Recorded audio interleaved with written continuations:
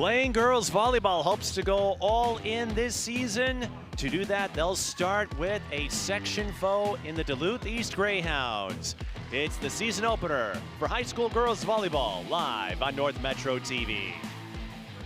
And with that, it's time to say I'm Mike Pete, and here I am all by myself talking to myself. That's Chaos Theory. Chaos actually would sum up the start to this game. We already have a major development before the first point is played, and it involves Blaine. One of the top returning figures, Megan McCarthy, suffered a right knee injury during warm-ups. She has it iced up and is not expected to play tonight. Of course, we don't know the severity or extent of that injury, so all we can tell you is she is unlikely to play tonight. We'll have to wait for more updates on the Blaine side to see if she is able to play this season, but that's going to affect Blaine's approach. I spoke with Natalie Thines during the JV game, so before warm-ups took place, she was planning to use a 6-2 formation with the dual setters in Megan McCarthy, who is a South Dakota State Verbal, and Avery DeSoto Weston. Without McCarthy, Ryan Gabrielli will start in her place, and that could force Blaine to go to a 5-1 formation, as Blaine is being announced in the lineups. On the Duluth East side, they bring back a lot. They hosted Blaine in the Section 7 4A quarterfinals, lost in 3 sets. 2 of them came down to the wire. But for Duluth East, they are starting this season with the opponent that bounced them out last year. Of course, Anoka won the section in a thrilling 5-set match against Centennial, a game we had for you live on North Metro TV. Both teams have a lot of juniors that figure to be key players. On the Blaine side, we mentioned McCarthy. She won't play in all likelihood, but you still have Avery DeSoto Weston, Bryn Hoven, Ryan Gabrielli, Elena Curlin. A lot of experience. They lead by example. And Natalie Thines says reaching a section final is not an out-of-reach goal for us. On the Duluth East side, look out for Harlow Hartwick. 268 kills last year to lead the Greyhounds, 270 hit percentage. She is their best attacker. And they also bring back their setter. They run a traditional 5-1. Chelsea Zentz is going to be the primary setup maestro for the Greyhounds. She also is one of their best servers, 33 aces, and also the top returning defensive asset, 191 days. Offensively for Duluth East, Ella Tormenson, another player to monitor as well. 172 kills, 168 hit percentage, and led the team in aces a year ago and in serve percentage. Susan Schmidt, the head coach of Duluth East, Natalie Thines in her 6th year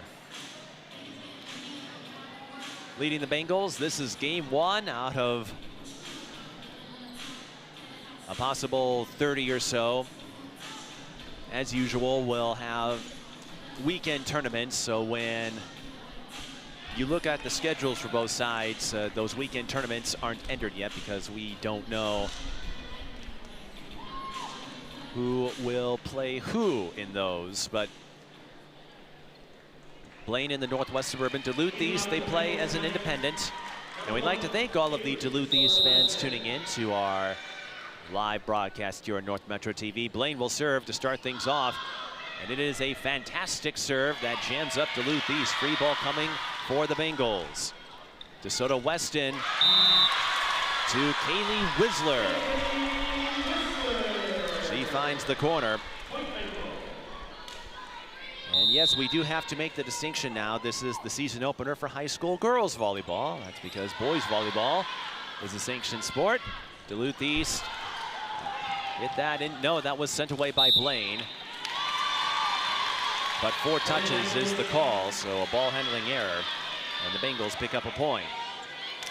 Again, Blaine playing shorthanded unexpectedly as a result of the warm-up injury to Megan McCarthy. So the Weston goes behind, another line shot. Bryn Hoven, one of the juniors, highlighted by Thines.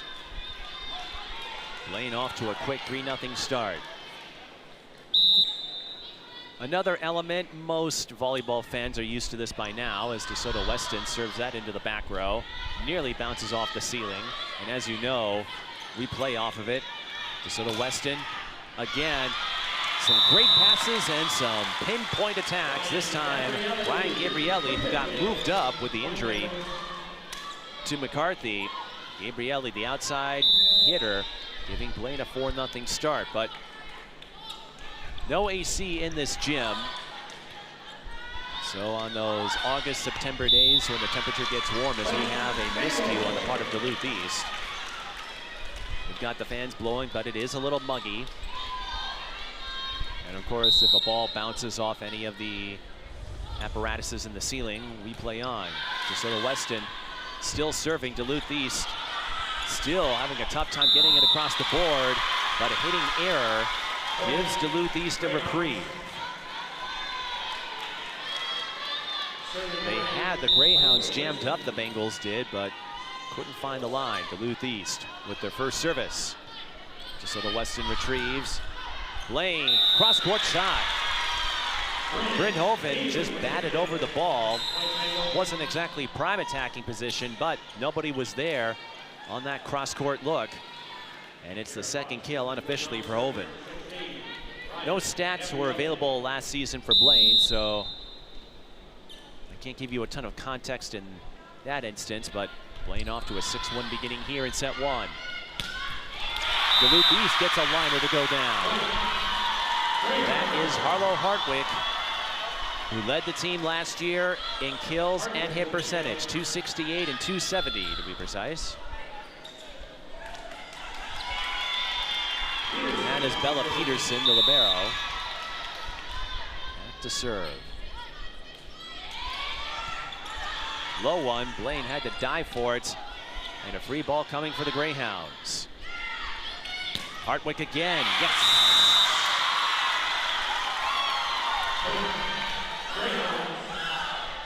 Zentz sold it, she was in the middle. And number 21 acted as a decoy.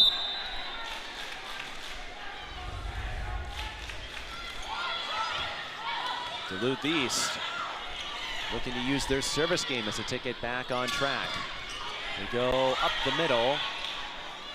Play picked up by the Bengals. Play at the net. Blaine able to keep it in play. Going across was Hoven.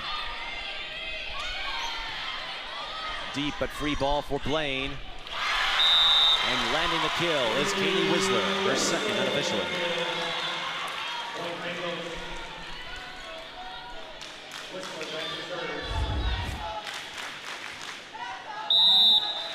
So Blaine forging ahead despite the absence of one of their top players.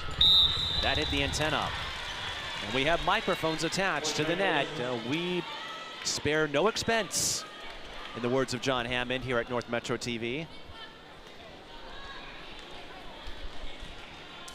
And we also make sure we don't antagonize our computer programmers so the fences stay intact and dinosaurs don't run amok.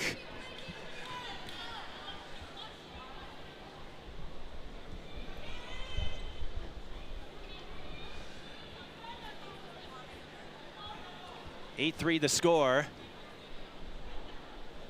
And after much consideration, I've decided not to endorse that pop culture reference.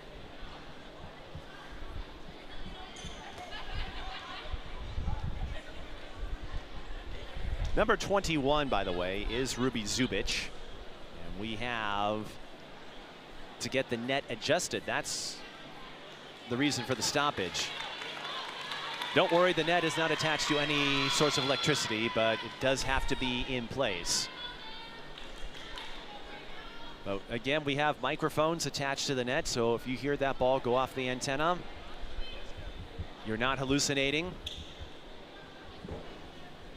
It's a nifty trick we have here at North Metro, because a lot of times it can be deceptive depending on your vantage point.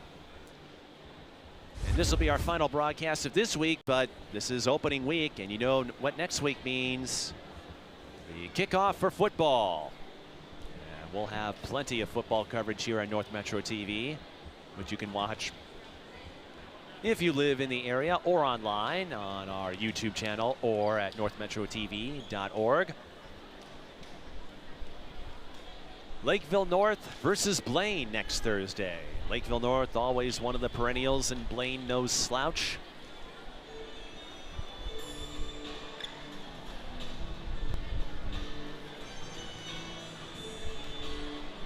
A bonus timeout for everybody. Now we're back to action, 8-3 to score. Booming serve and a little too much boom on that stick. I'll show myself out.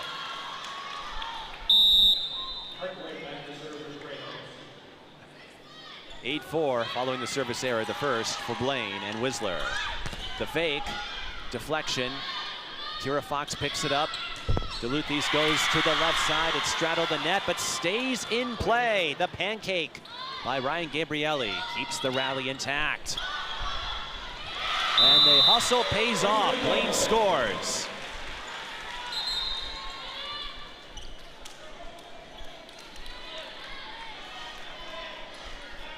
I have the up ref in front of me, so I couldn't tell who got the point from here, but we'll confirm it on our replay.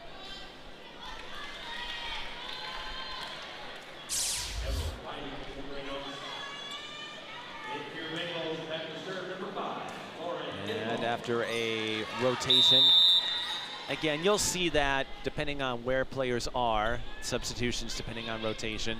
Deep serve for Lauren Kinville. And a running tap, teardrop, but another up from Kinville. Kill off the block.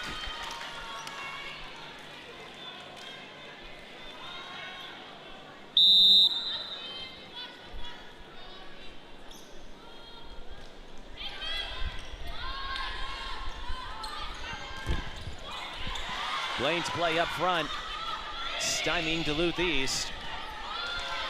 And their hustle evident on defense as well. Remember, Blaine knocked off Duluth East on the road in the section quarterfinals last year.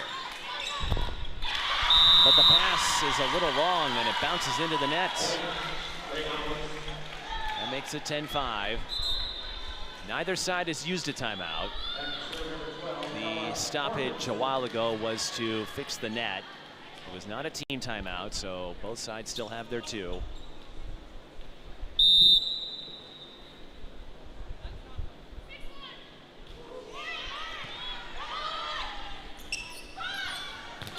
Cross-court pass, sent away. This little Weston had to retrieve it. Blaine able to make something out of it. Ten Haken, a couple of attempts. And the last try pays off.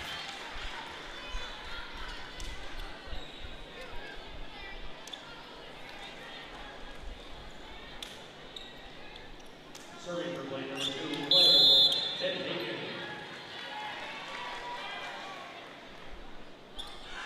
Ten Haken adds an ace. Ten Haken moving into the starting lineup with all the graduations that took place a year ago. Natalie Thine said she earned her way into this spot. Serves it into the net, but Blaine still up considerably, 12-6 in the first set. And as you know, it's best of 5 with these regular season matches, as it always has.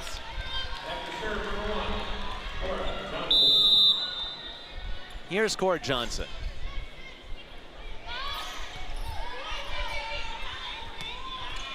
Quick strike, and Blaine will score.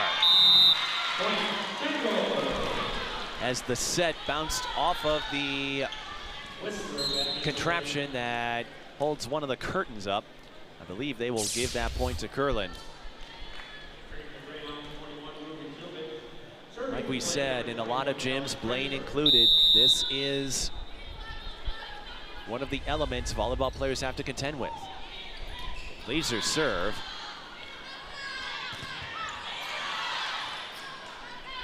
From the back row, Too strong.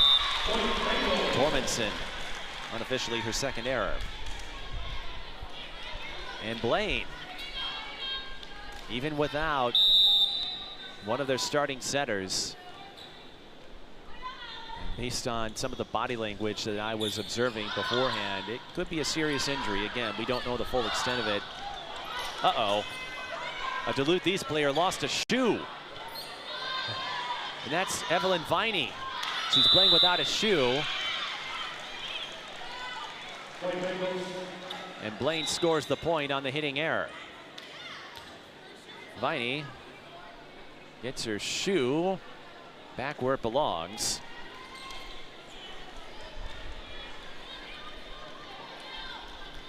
It's not uncommon to see that in basketball, sometimes football, not so much in volleyball. Another laser serve coming from Alex Bridgeford. Once again, Blaine's defense all over Duluth East's attacks. Teardrop, save. The up by Peterson. Duluth East tries again. Blaine is ready. A collision between Viney and Witzman. And Blaine's defense continues this run. 16-6 the score.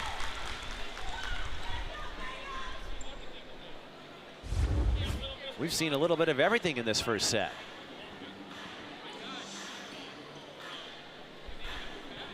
A couple of kills remain untallied, at least on my end.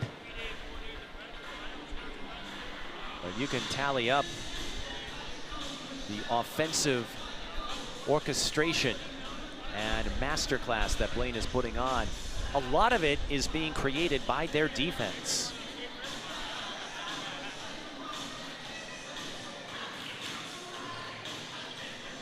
Coincidentally, these two played each other to start the season a year ago.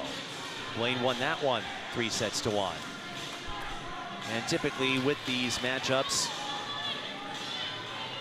you switch venues. Blaine will have a couple of road games, including a morning tilt with New Prague, the Side Out Classic presented by The Breakdown, the one volleyball event they have on the calendar. And once again, more hustling on defense as Viney bats over a free ball. DeSoto Weston to the right side. The liner goes down for Whistler.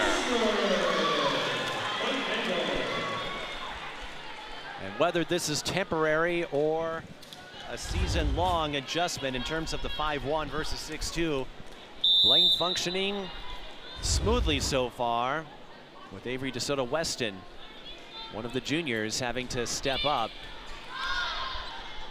Bridgeford, she's got a lot of velocity on those serves. Overpass, out of play. Duluth East had a free ball. Instead, they bump it out of bounds. And Bridgeford continues to serve for Blaine as they lead 18-6. That looks long, and it is. But all things considered, it's a first world problem for the Bengals, who would appear to have the first set secured. But you got to play to 25. And in rally scoring, you can mount a comeback in quick succession. That's what Chelsea Zentz hopes to do. Remember, Zentz, one of the best servers returning for the Greyhounds.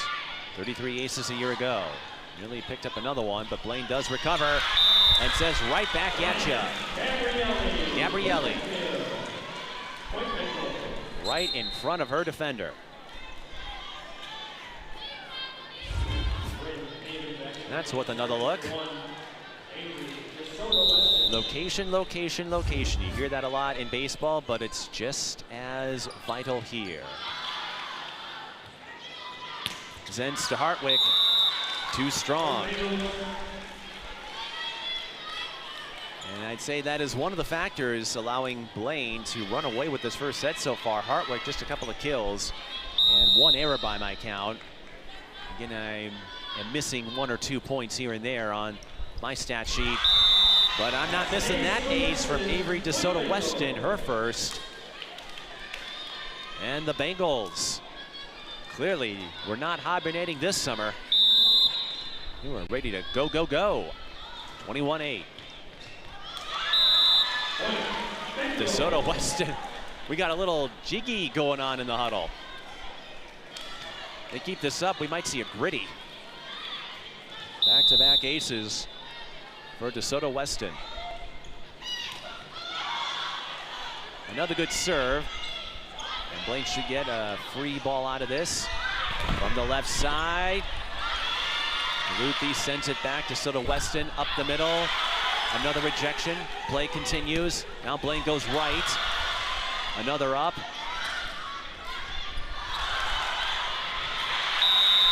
And we've got a pile up, a traffic jam.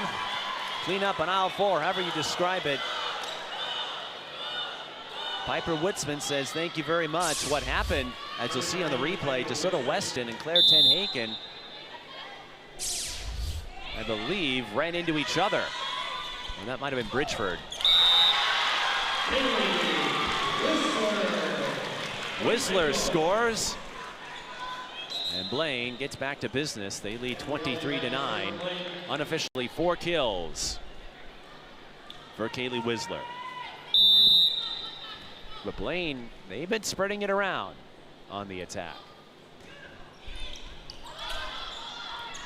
Serve goes into the back corner. This is Tormenson.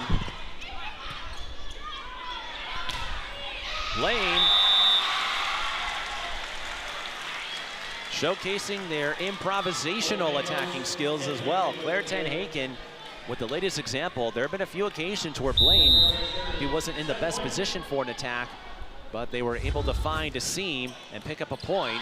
Blaine has a whole lot of set points at their disposal. And Duluth East will pause the celebration, at least for a moment. Alita Nelson scores. These are two teams who are bringing back a lot. But Bella Peterson has to serve a whole lot of points. And Blaine will have none of it. Claire Tenhaken scores a couple of kills late in the first to close it up. And Blaine wins the first set 25-10. We'll be back for set 2 in just a moment. This is High School Girls Volleyball on North Metro TV.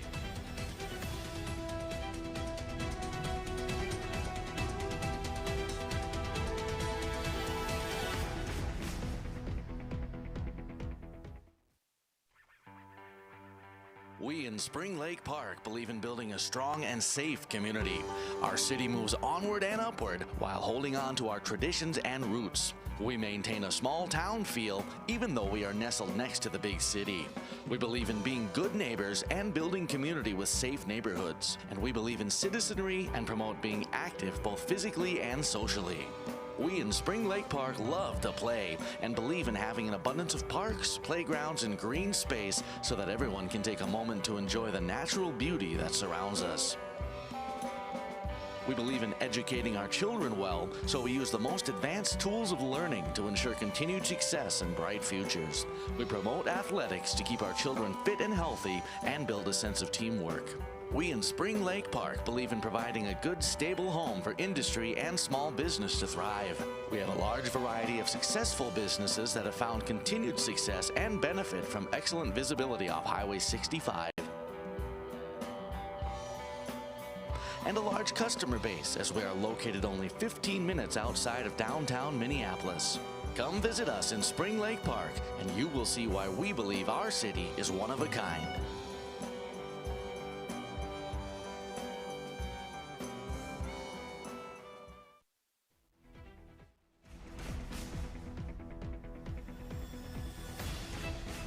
Blaine leads 1-0 in the season opener. A rematch of last year's section quarterfinal, a battle of Section 7 foes. First set highlights as Blaine won it running away 25-10. You'll see a whole lot of navy with a dash of Columbia blue in these highlights, and a lot of it had to do with the defense of Blaine. They were all over Duluth East early on, and that hustle led to a couple of points. Avery DeSoto Weston taking charge.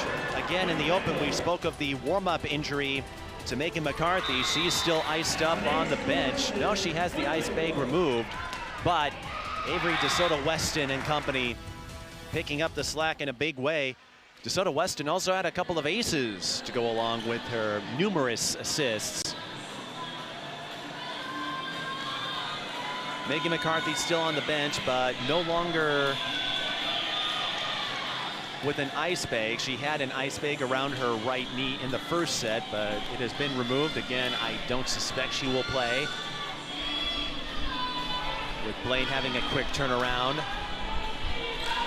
against New Prague Saturday morning, part of the Side Out Classic. And if you're invited to that event, a lot of your blue bloods, your Champlain Parks, Prior Lakes, Lakeville, North and South, historically, are the favorites in 4A Wayzata. They had the three-peat a few years ago, but Blaine in the show, New Prague as well. That usually means if you're not a contender, you're at least a sleeper. As we get ready to start set number 2, a tap from DeSoto Weston. We haven't seen a setter dump yet in this one, but DeSoto Weston doing just fine. Ten Haken has to bat over a free ball. Duluth East having a difficult time. There's the setter dump for Avery DeSoto Weston, and her first kill. Unofficially, leading in kills, Kaylee Whistler with 4. Avery DeSoto Weston after serve Blaine. Brendan Haven back in the lineup. Big serve by DeSoto Weston, and she overshoots the mark. That was the one sore spot for Blaine in the first set. 3 service errors. Unofficially, I had them down for 12 kills. Duluth East with 4. I may be missing 1 or 2, but that tells you which side was dialed in offensively. DeSoto Weston, unable to save it, but a free ball for the Greyhounds, and they cannot cash in. That's because we had a block. Serving number 16, Ryan Gabrielli. Like I said, the official in front of me, I can't exactly tell the head official to get out of the way. It would not end well for me if I made an attempt. Let ace. So I believe Gabrielli was involved in the block, and she picks up her first ace. Blaine getting it done all around.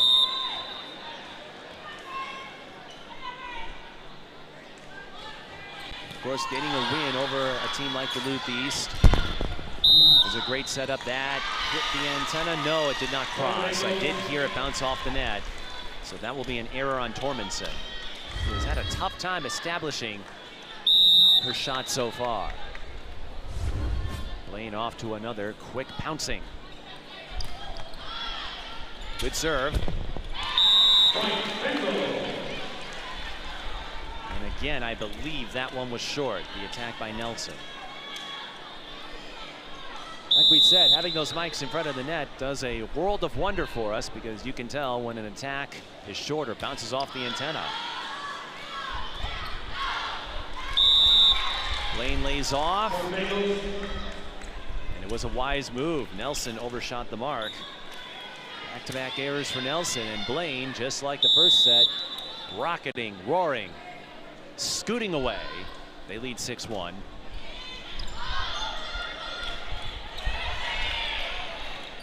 They are playing an almost flawless game. Point off the block for Bryn Haven, who logged a couple of points in the first set.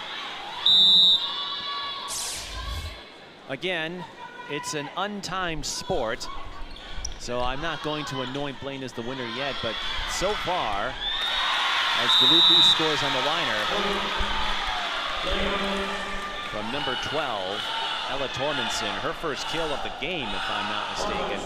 But if Blaine is able to continue this, you have to think it would inject them with massive confidence if they could dominate like they have, or even pick up a win shorthanded. But Duluth East has other ideas as Bella Peterson uses the off-speed serve to full effect. Peterson, one of the 4 seniors for the Greyhounds, who again play an independent schedule, no conference affiliation. Richard able to pick it up this time. And I believe, yes, the attack did not cross. So Duluth East with 3 straight points. First error for Blaine. They had just 1 in the first set. Another great serve. Free ball coming for the Greyhounds. They go to Hartwick. Down the middle. 4 point.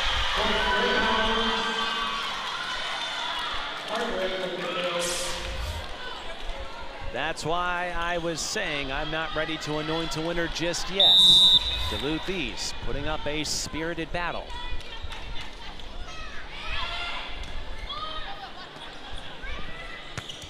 And they're doing it on the serves. But when you need a steadying anchor, Bryn Hoven, I should say, up to the task. She's got 4 in this game, and it's 8-5.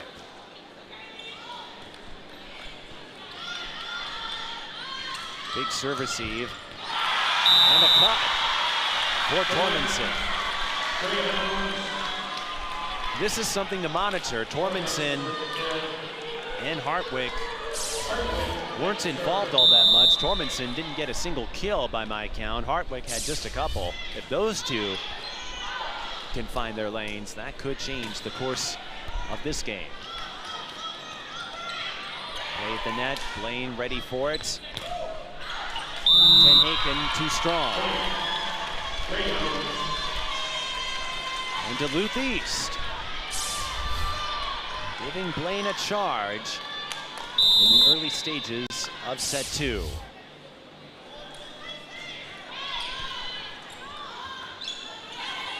Tenhaken again, opting to play it was Witzman. That might have gone out. And we'll see what they do here. Hoven hits it short. And we are tied. Duluth East has not led at any point in this game.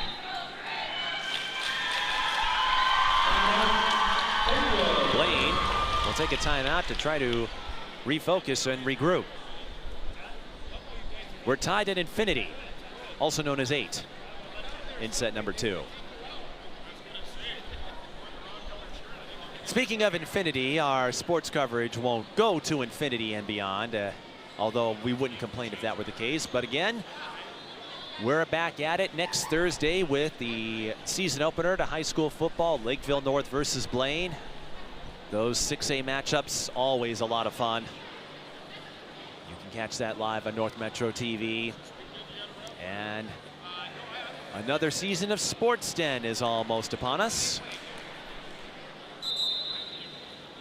Every Monday night through the winter season, you can get recaps and updates, and we'll begin this season of Sports Den with a football preview show. And I heard through the grapevine, through inside sources, that there might be a Big Ten preview to follow. No, I'm kidding. I'm kidding. But Duluth East isn't kidding around with their service game. They take their first lead of the game. Harlow Hartwick.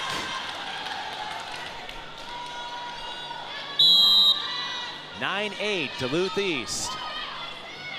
Let's see if this helps them recapture some mojo. Duluth East off speed. The attack is long point Greyhounds. Elena Curlin misfired. You want to know why Duluth East is putting up a battle? A big reason is the attacking game. And not just because some of Duluth East's heavy hitters are getting involved. Blaine already with 4 hitting errors in set 2. They had just 1 in the first set. And those differences can add up in a game where every point matters. Cross-court shot finds the mark. Hoven with her 3rd kill of set 2. Every play is worth a point. So that puts a greater emphasis on playing mistake-free volleyball.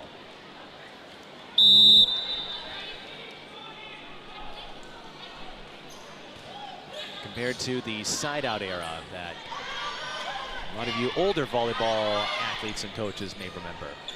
Running charge for Ten Haken. It bounces off of that curtain strap, rack, whatever that is. And a nifty one-handed tap by Avery DeSoto Weston. DeSoto Weston showcasing her craftiness, her sharp wit. We're tied up at 10. And Blaine will break it on the serve by Kinvol.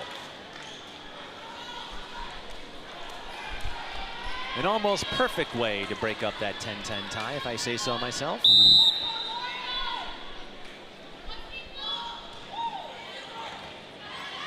Kinvol, one of the defensive specialists, play at the net. Blaine with a chance. DeSoto Weston. Another save for the Bengals. This is what we saw in set 1 that helped them get so many points. And that hustle leads to another one off the error by Tormenson. We've seen this a few times out of Ten Haken and the others, where they may not have a great attacking position.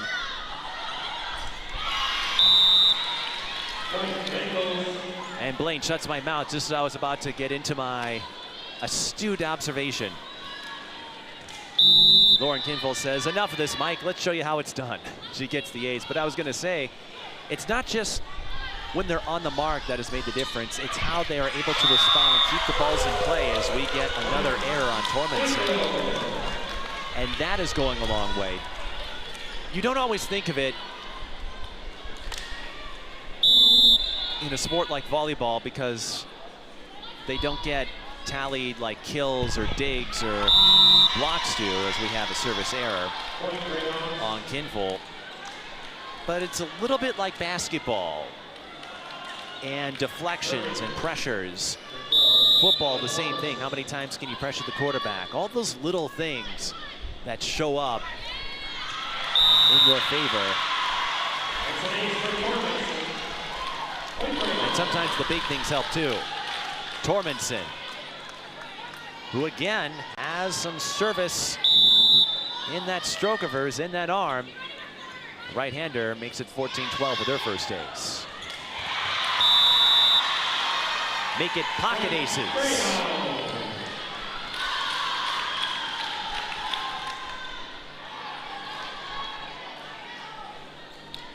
And if you can rack up a streak, that can turn the tide quickly.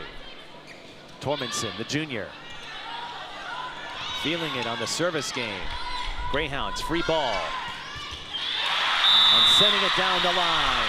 Witzman, who was one of the leaders last year in kills, 181. Not the most accurate of hitters for the Greyhounds, was just under 100 for 2024, but you'll take it. And Duluth East ties it up at 14. They take the lead. 3 aces out of the last 4 points for Ella Tormenson.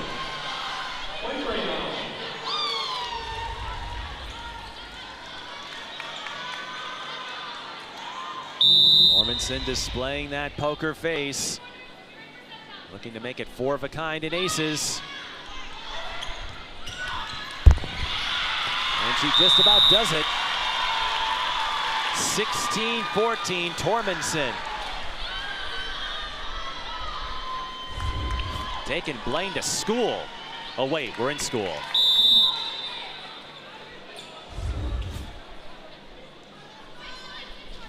Can she keep this up?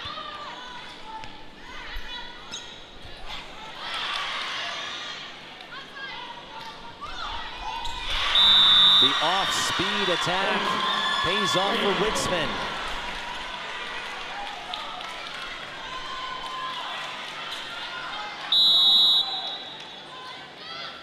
Largest lead for Duluth East.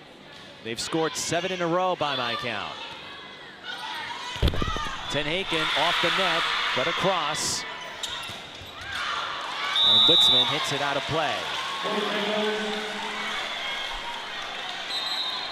Blaine used up a timeout already.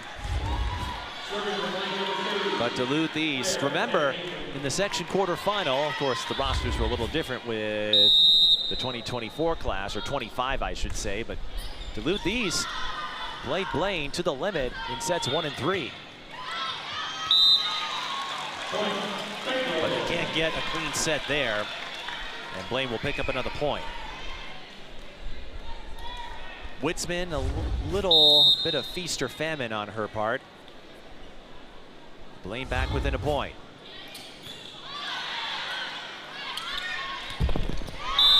Play at the net. Will go to Blaine as the attack hit the net. That will be tagged to Zubic. Zubic, the freshman. I don't know if she's related to Jordan Zubic, who's playing at North Carolina in basketball these days. Nobody picking up Witzman. And Piper with a teardrop. 3 kills now.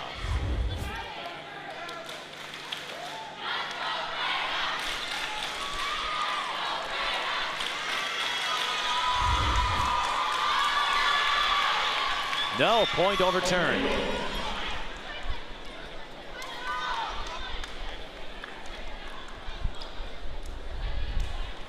The point was overturned.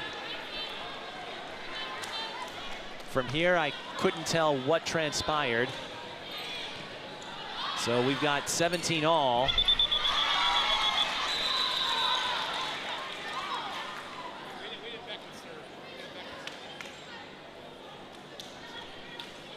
They whistled that point dead. We'll have a do-over. The score had not been corrected. Everyone double checking. We read 18-17. It is game 1. And Blaine students could get in for free tonight.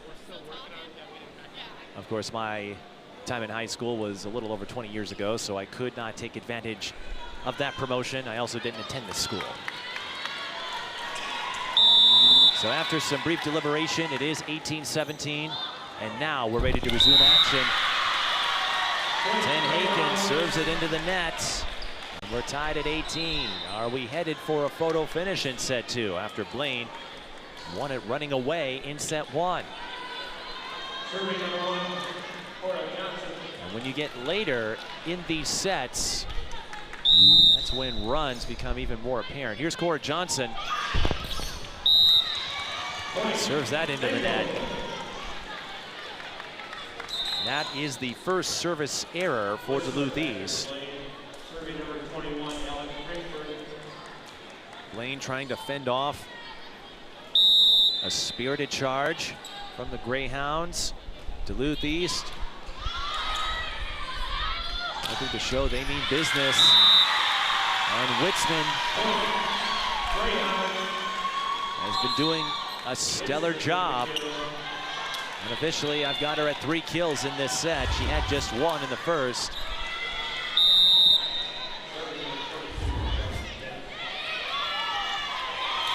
Duluth East retakes the lead. On a serve. That bounced over toward the fan. And I think Chelsea Zentz will pick up a few fans. That is unofficially the 7th ace for Duluth East. Make it 8. With a little help from the net, but still good for a point. And the Duluth East junior varsity players and C squad that made the trek with their fellow Greyhounds, bringing the noise Overpass. Point, Greyhounds. And this one feels like we're just getting started. Blaine will call their final timeout of set 2. They trail by 3, 22-19.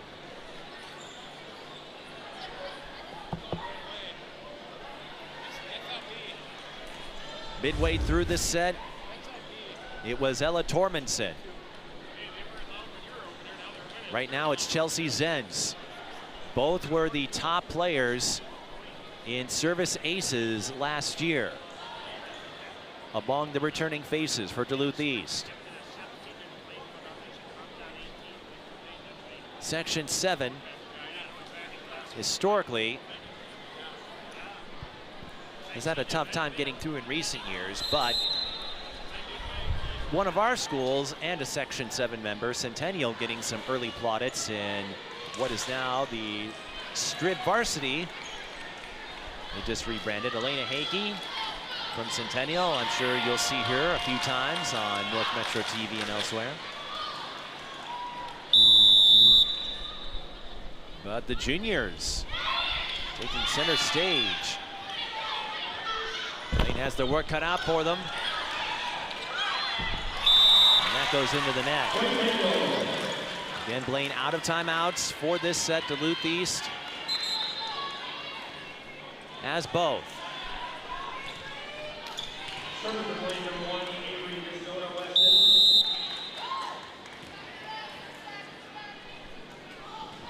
No room for error now. DeSoto Weston. High velocity serve. Witzman. That's an off-speed ball. DeSoto Weston calling for it from the back row. It's Ten Haken. Down the middle. Blaine's attacking game not as prominent compared to set 1, but they are back within a point.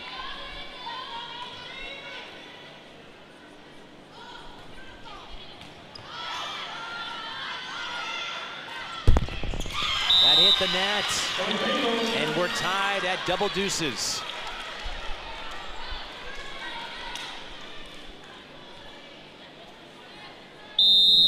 Duluth East, they've had a few errors, unofficially 8. A line drive ace for DeSoto Weston. Her third of the game, her first of the set, and Blaine scores 4 in a row to lead 23-22.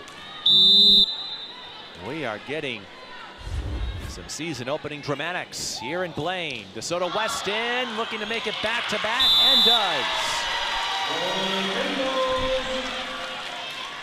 And Blaine, when it looked like they were in danger, now have 2 set points to work with.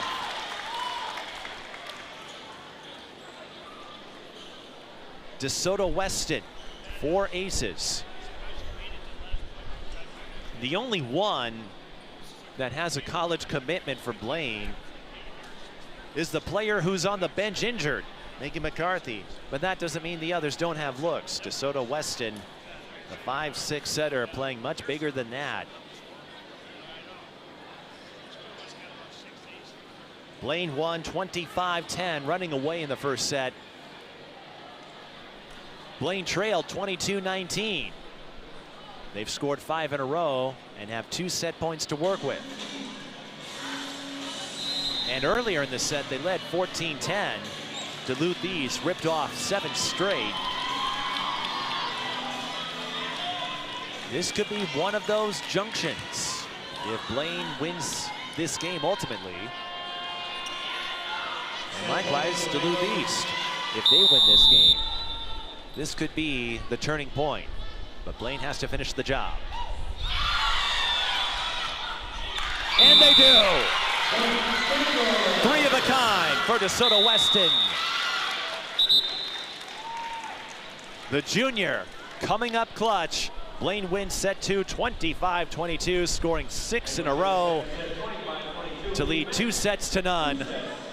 What an ending, but we still have at least one more set to bring you when we return.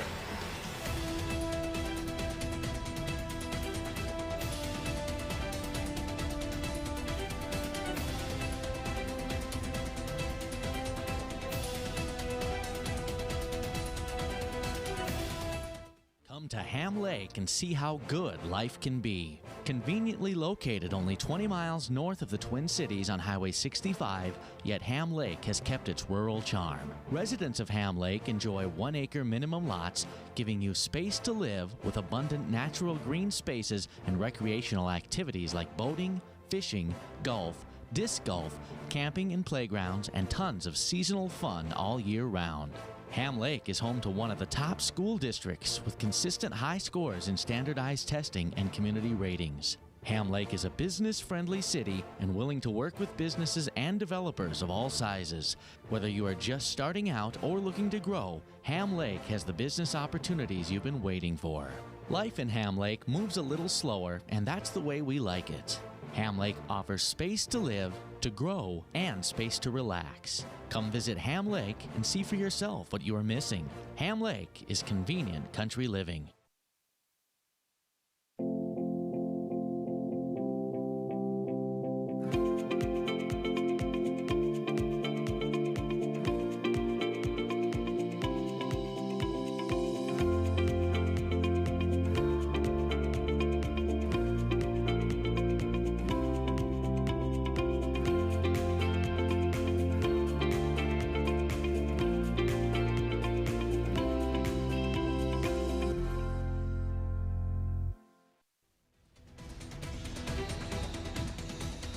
Blaine one set away from a season-opening victory just like a year ago. 25-22 in set 2. How did they do it? They had to lock down, clamp down, and get back on track. They had 4 hitting errors early on. Duluth, they were ripping off aces with impunity. Unofficially 4 from Ella Tormenson and 3 more from Chelsea Zent. But 8 hitting errors unofficially for the Greyhounds, just 4 for Blaine. And that stymied their offense.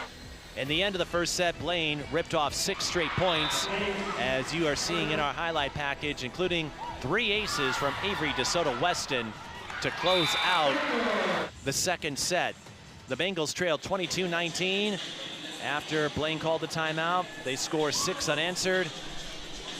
And if Blaine is able to earn a season-opening victory, I think we'll look at that second set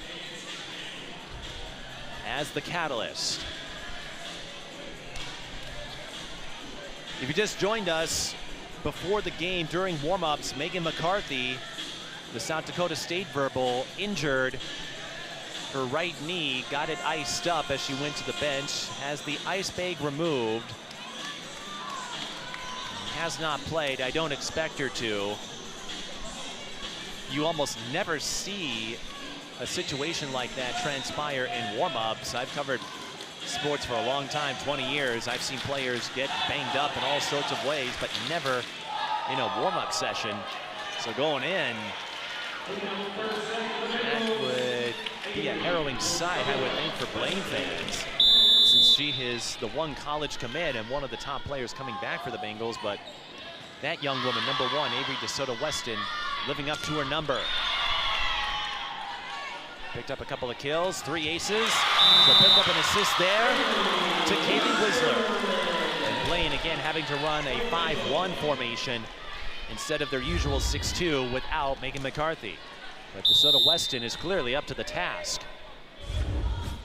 Whistler did not record a kill in the second set. Tough serve, free ball for the Bengals. Cross court, did that go out? No, it was touched.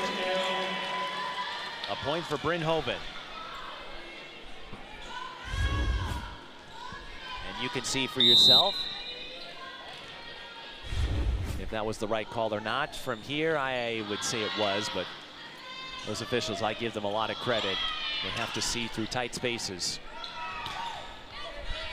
3 straight points to start set 2 for Blaine. Gabrielli with the point. And DeSoto Weston racking up the assists. Blaine, throughout this game, firing off quick starts in each set.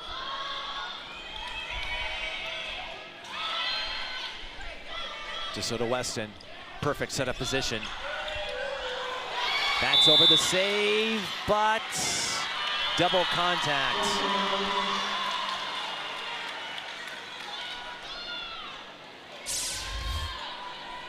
That might not have come from DeSoto Weston, the double contact specifically, but either way, it is a point for the Greyhounds.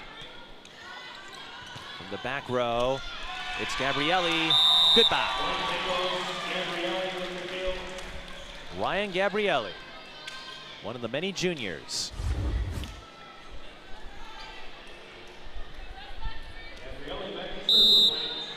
And you have to think, for Blaine, their biggest test could be Centennial, maybe Anoka in the section. Although Hartwick, a little too soft, really hasn't been able to establish herself on the attack. But scoring off the block for the Greyhounds is Maisie Lundstrom. I've got Hartwick down for just 3 kills. I think you would like a little more out of your top offensive producer. By the way, the Blaine Centennial volleyball regular season match will be September 25th. Something tells me North Metro TV might be there to cover it. Although Hartwick all over that overpass. Cover that up tighter than the lid of a pickle jar. Her 4th kill, 4-3 the score. And remember number 12, back in the service position. Hartwick, cross court, out it goes. And whether it comes through aces or points, kills to be precise, Ella Tormenson, remember, she ripped off 4 aces almost consecutively midway through the second set. Brushes the net there. DeSoto Weston able to catch up to it in time. Kaylee Whistler, good afternoon, good evening, and good night.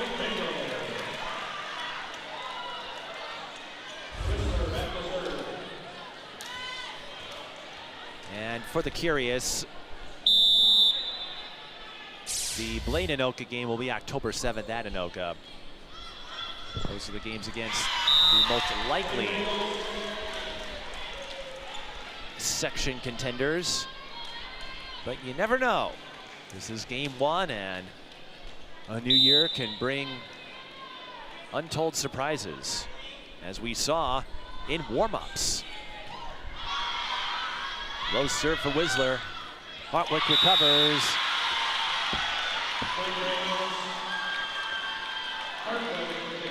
And scores the point.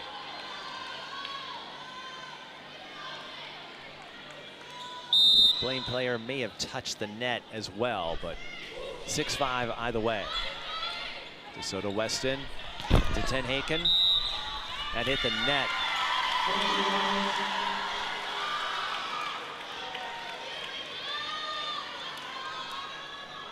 And we're even at 6. And the season opener.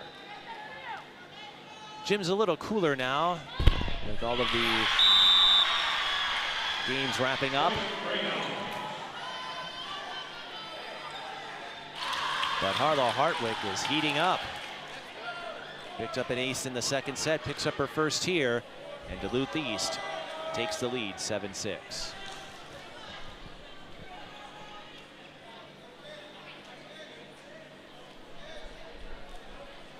Wiping up a wet spot.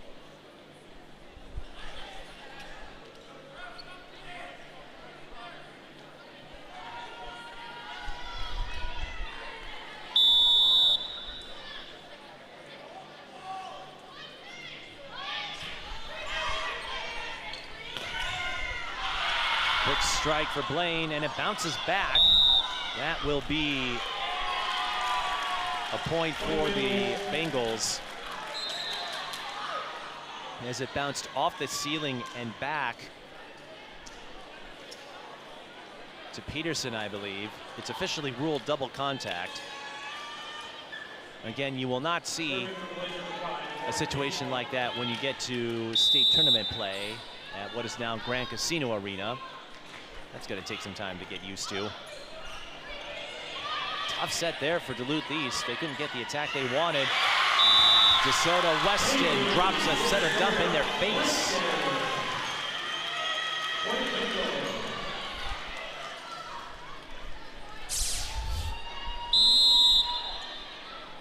8-7, back and forth, back and forth. Overpass on the serve receive, DeSoto Weston. Oh, no.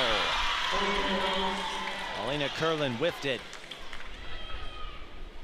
It happens. We're tied at 8 in the third set.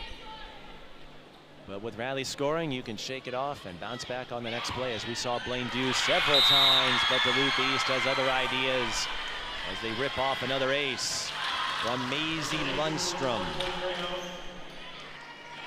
Duluth East, by my count, holds the edge in aces, but elsewhere offensively, not as consistent. Ten Haken, picked up by Peterson. It's Witzman over the net and through. Ten Haken from about the mid spot. Running tap. DeSoto Weston backs over a kill. No setter dump this time. But once again, recognizing the floor awareness, the spacing. A couple of times we have seen DeSoto Weston score a kill just from her IQ, her floor awareness, and sending it into no man's land. Emblematic of the hustle, the grit we have observed out of Blaine.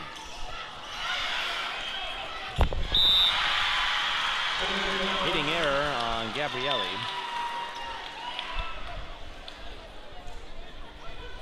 As volleyball and soccer kicking off their seasons, coinciding with the kickoff to the State Fair. The late summer rituals are upon us. And Blaine will want that one back. Elena Curlin hit it a little too far. The late summer rituals are upon us, and that means fall is nearing.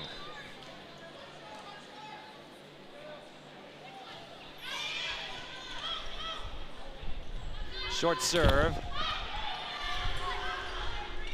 Blocked, so Blaine can try again. Tormenson had that one deflected. Net ball. Peterson with a freebie. DeSoto Weston sets up. Curlin makes up for her prior miscues. Blaine doing a better job in the attacking game in terms of kills. They do have a few errors though, and that's why we are neck and neck, just like we were in the second set. So quick starts for Blaine, but no runaways yet. The fake. Blocked and inbounds.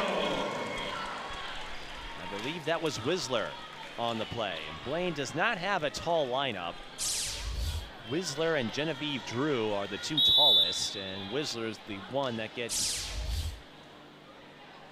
regular playing time, at least in this game. 11-11. Tough set from Peterson. Free ball for Blaine. They should get another one. To the left. Off the block. Gabrielli gives Blaine the lead once more.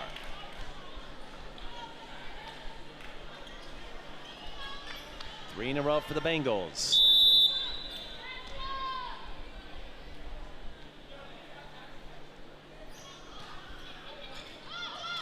Laser serve. Laser ace for Alex Bridgeford. Her first ace, but remember, back in the first set, she was jamming up Duluth East frequently with those line drive serves. And even if you don't get an ace out of it, it can still set the tone. Levitating.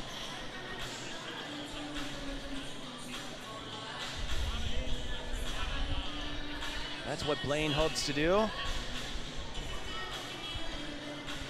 Again, looking ahead at the schedule, the Centennial game Blaine will host.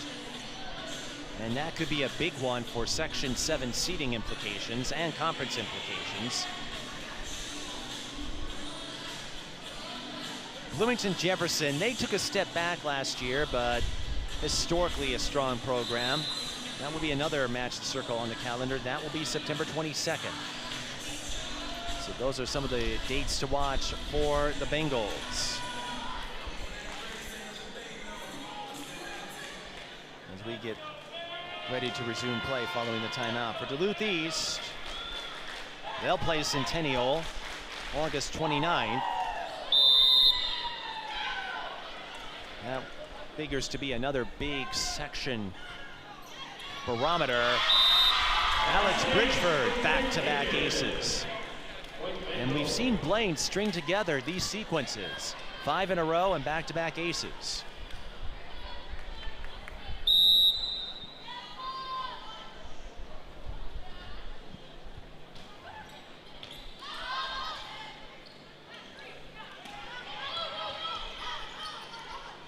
DeSoto Weston to Whistler.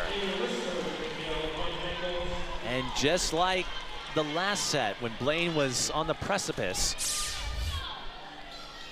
a long rally for the Bengals, allowing them to cruise. They lead 15-11. Of course, this one not cinched up yet.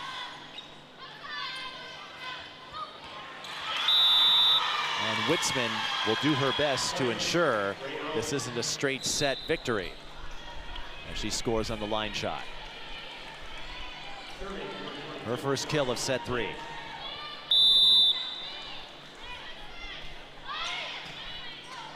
Overpass and down. You don't see that often. Claire Ten Haken. If this were tennis, it would be a return winner. In this sport, it just goes down as a standard kill. But no one there up front to pick up the overpass.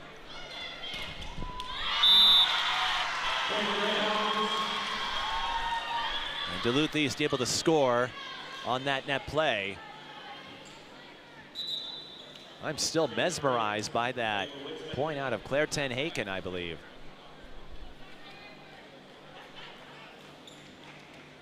You'll take those unplanned points any way you can get them.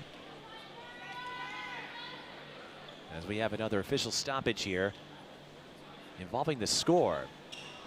They have it as 17-12. It should be 16-12, and that's been corrected. And we'll use this conversation among the officials, R1 and R2, if you're keeping track for volleyball, as Kaylee Whistler is wiping up some more damp spots.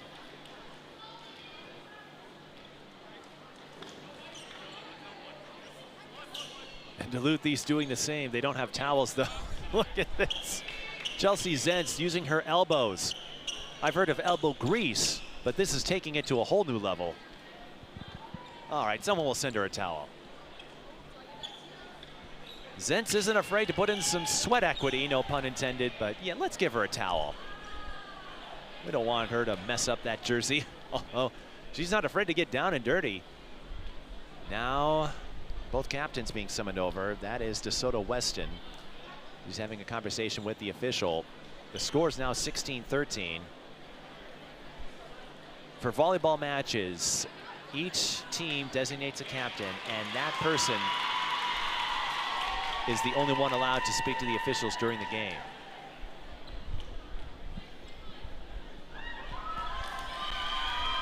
So the score has been updated to 16-13. We don't have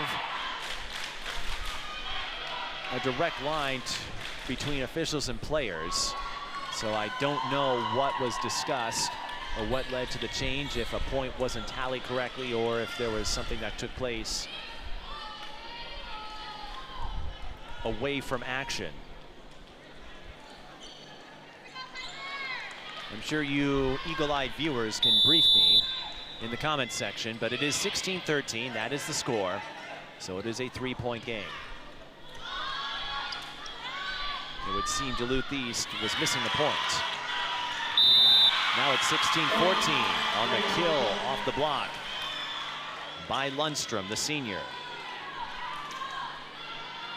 And this one not done yet.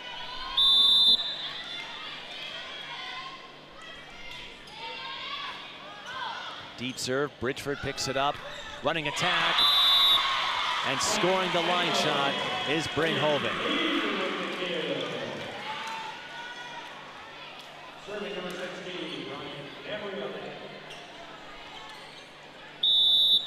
Hoven with her 7th unofficially.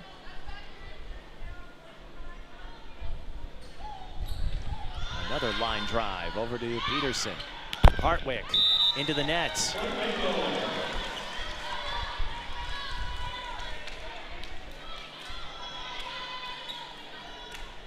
18-14. As we get another look at that play, and you could hear it on the mics. Service error on Gabrielli. The first for the Bengals. Still a close one. 3 points is not a lot in volleyball terminology, in volleyball terms. Blaine catches up, but a free ball for Duluth East. Zentz to Hartwick, you bet.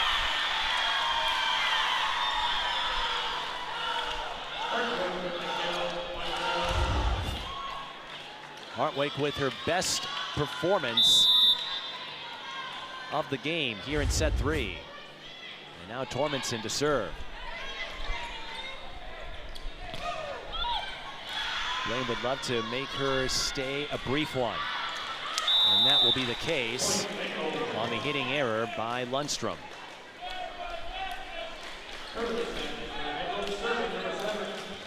Remember, Tormenson ripped off 4 aces unofficially in the second set. You do not want to keep her in that spot for long.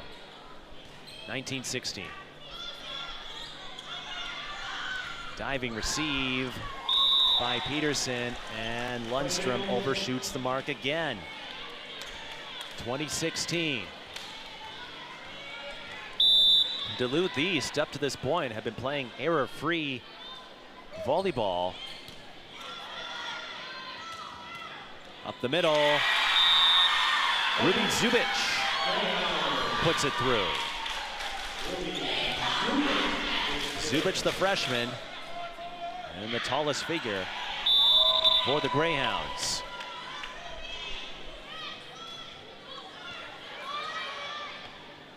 So the Weston has to retrieve it. Ten Haken, not the best attacking position. Hartwick from the backside. Bridgeford, back to Ten Haken.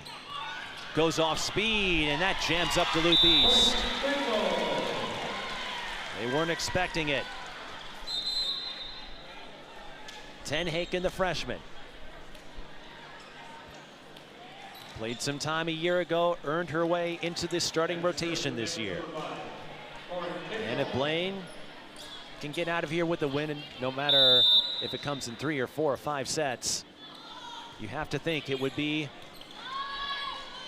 a resume building one, a psyche building one, but Lundstrom not ready to go away quietly. She scores on the teardrop. We have to think it would be a morale booster, a psych builder. With Blaine losing their college-bound setter, one of them, and Megan McCarthy, during warm-ups. Didn't even get a chance to suit up for the first game of the year. But Blaine still holds a 3-point lead. Witzman.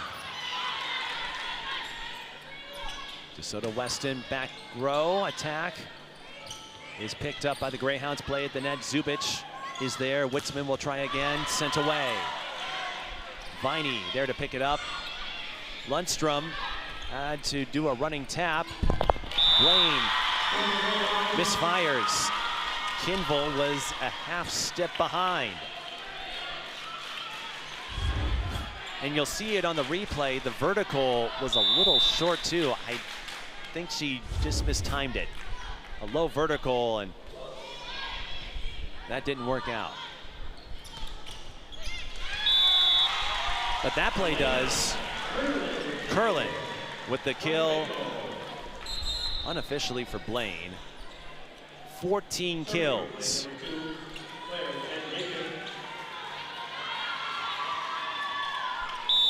Duluth East with 8. That could make the difference, but Blaine still has 3 more points to go. Witzman, cross court.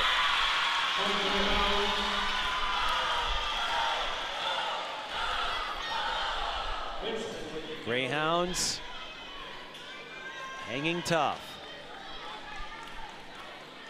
They need to win to stay alive in this game and force a 4th set. Blaine wins this set. It's a done deal. Peterson, a service error. Just the first for Duluth East. And their service game has been nearly flawless. Worthy of a plaudit or two, but it's not a good time for one. Timeout, Duluth East. With Blaine 2 points away from a season opening victory. Of course, it's hard to gauge how the season will unfold, and that's because in volleyball, both boys and girls, the weekend tournaments don't get added into the database until they're completed. So we can tell you some regular season games to keep an eye on, but those weekend tournaments where you play a best of 3 on a Friday, Saturday typically, where you get 3, 4, 5 games in, that will help tell the tale as well.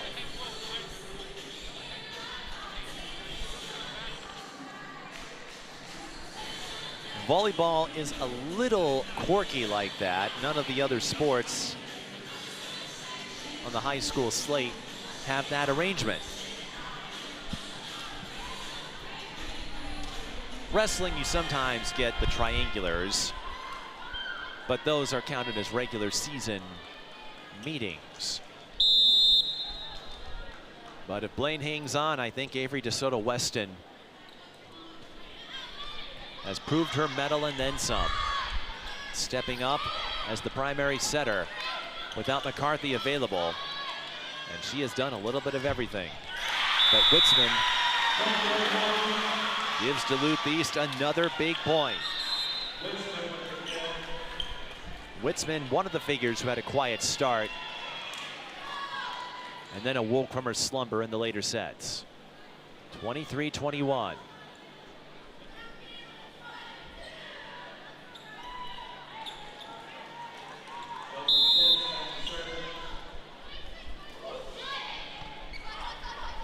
Zentz serving.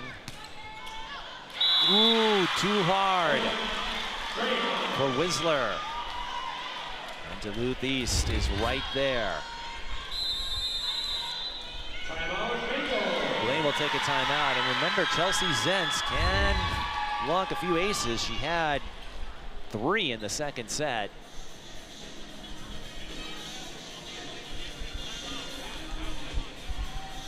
So we may get a photo finish.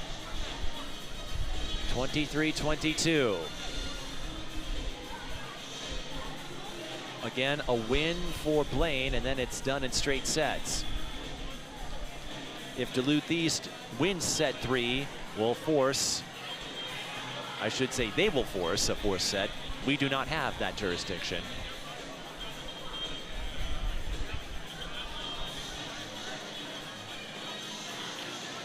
And if Duluth East is able to force a 4th set, I think a big reason for that offensively,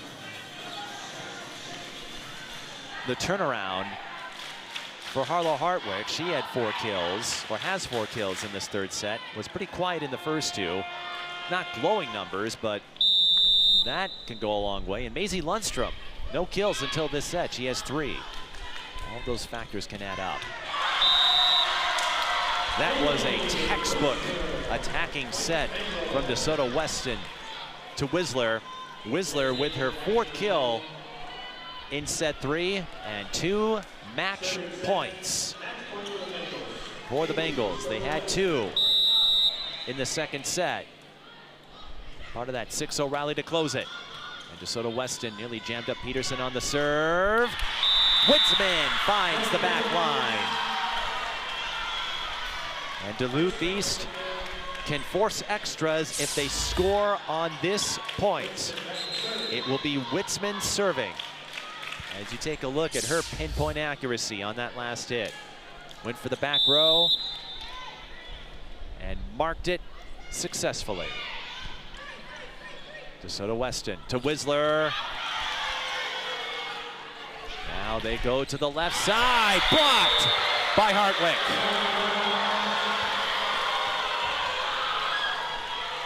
That's the first block to go down for a point. And we're tied at 24. Coincidentally, in set 3 of the section quarterfinals, Blaine needed extras to close it out. Against this very same Duluth East team. Hartwick running tap, tried to go off speed. Whistler, yes!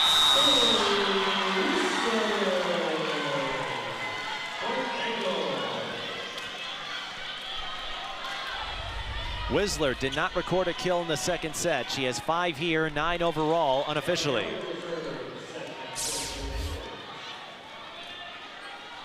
Third set point opportunity for the Bengals. It's Gabrielli who will try to win it. Overpass. Duluth East keeps it alive. Richford with the up. Too hard.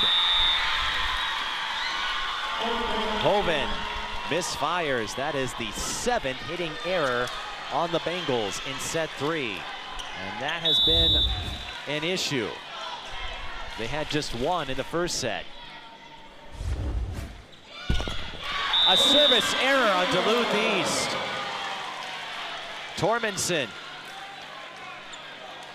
who was the embodiment of perfection back in the second set,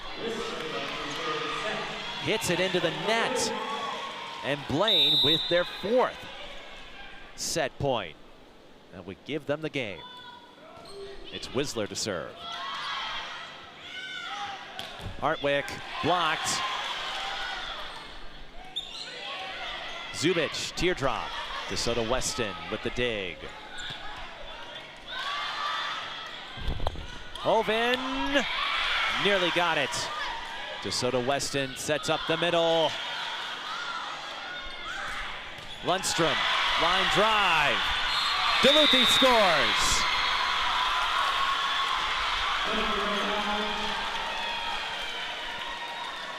(26-26).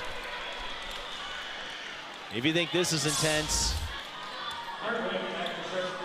I once covered a 40-38 set, Prior Lake in Burnsville. Look it up, it's on YouTube. This is nothing but some late game dramatics as Gabrielli scores on the teardrop. Extras in the third and final set, and like the quarterfinal a year ago, Duluth East got rocked in a set but hung in there for the other 2. In that case, it was the second set where they got walloped. Here it was the first. Either way, they're making Blaine sweat for it. Blaine, they've had 5 set points now.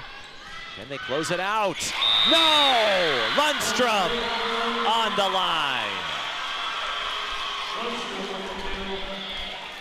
Her 5th kill. The senior, again, did not record a single point until this set. And you got to win by 2, so we'll try this again.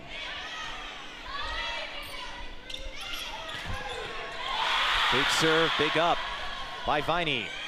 Play at the net. Witzman again. Got it!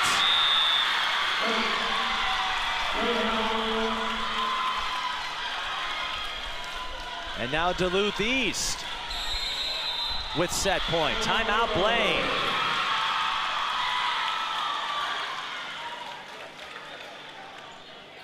You're going to need a calculator or some other apparatus. Unofficially, I've got 14 kills for Duluth East.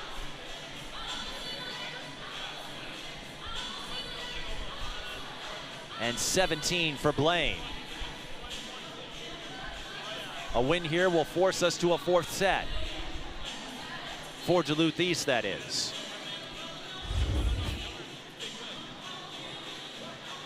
As we take a look at that last point from Witzman. She and Lundstrom with 5 kills. Witzman, as we said last year, not the most accurate hitter, under 100 for the Greyhounds compared to Tormenson and Hartwick, but she is coming through when it matters most. Blaine, altogether 5 set points. They have not been able to close it out. Now it's Duluth East with set point as they try to force a fourth. And they will on the ace by Lundstrom. Oh my goodness gracious. Duluth East with a little comeback magic. They win it 29-27, and we're going to be with you for at least one more set. We're back in a moment.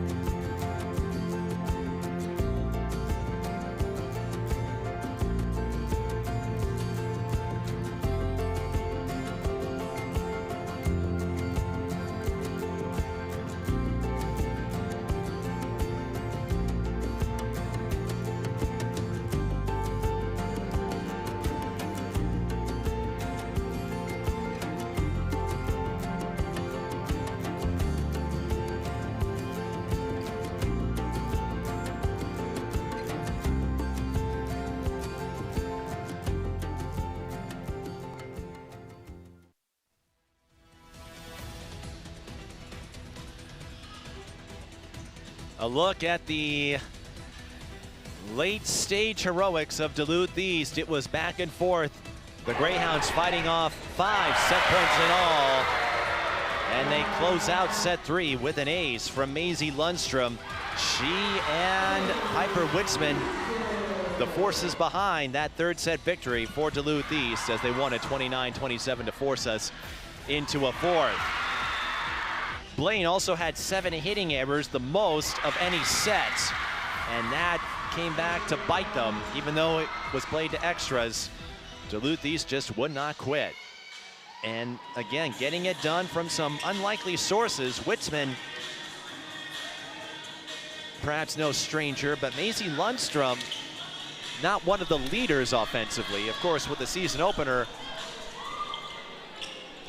precedent goes out the window because with graduations, arrivals, transfers, etc., every year is a brand new one.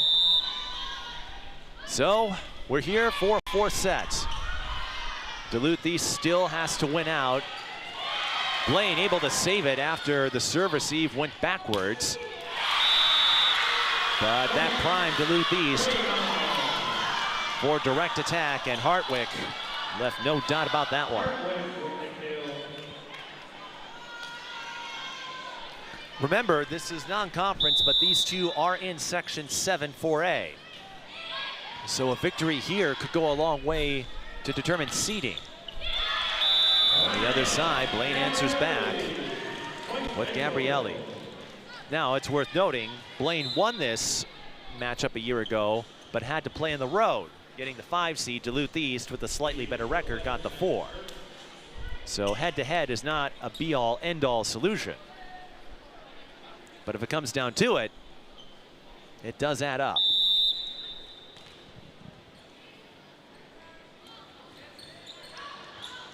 Service error on DeSoto Weston.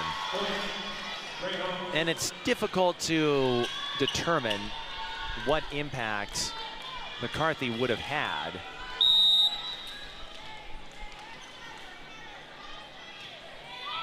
As she has been relegated to spectator, suffering an injury during warm-ups.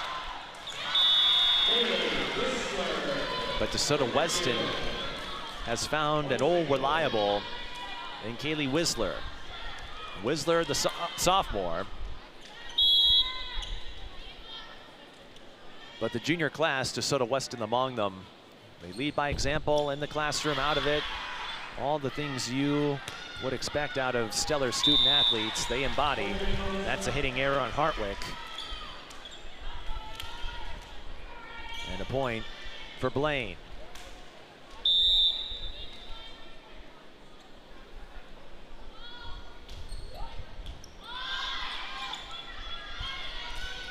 Lundstrom, line drive picked up by Bridgeford. Ten Haken. A 5'6" outside hitter. But the freshman holding her own.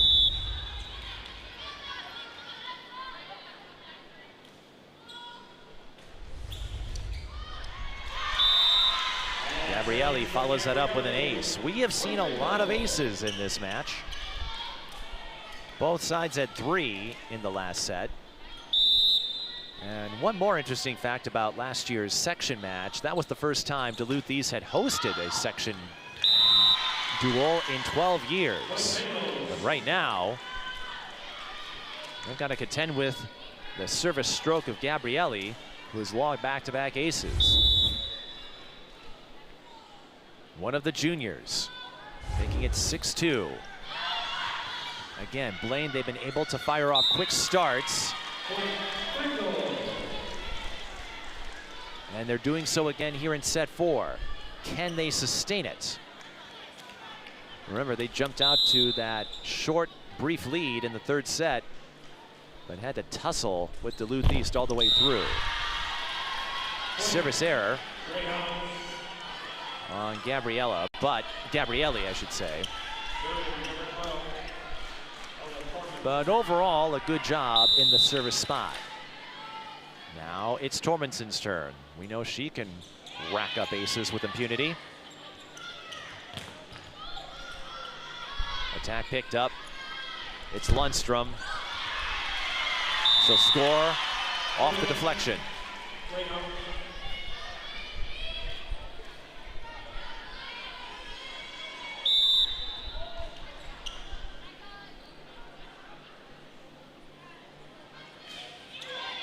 Tormenson again.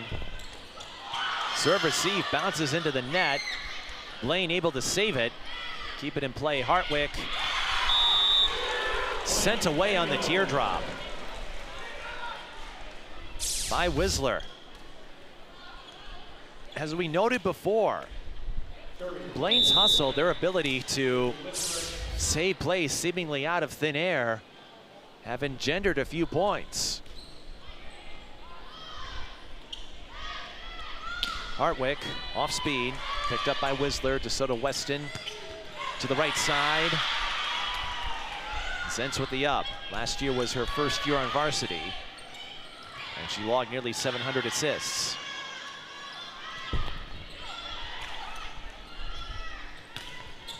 Cross-court shot. Peterson with the up. Nobody touched it. Hitting error on Lundstrom.